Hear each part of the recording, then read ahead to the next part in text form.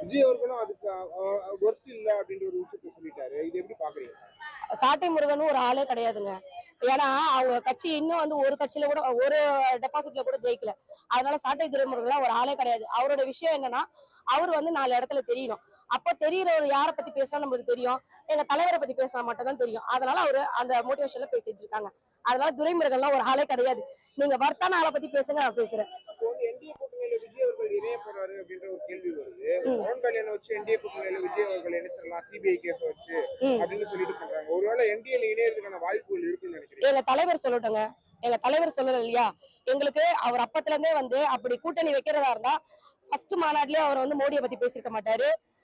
டிஎம்கேவை பத்தி பேசியிருக்காரு. அவர் தான் அடிக்கடிக்கு சொல்றாரு எங்களுக்கு 2 பேர் நடுவுல தான் போட்டியேன்ட்டு. அதான் இப்ப என்டிஏனா பாஜக கூட கூட்டணி வைக்கிற மாதிரி ஆயிடுச்சு. எங்களுக்கு ஐடியா கிடையாது. எங்களுடைய தலைவர் என்ன சொல்றாரு?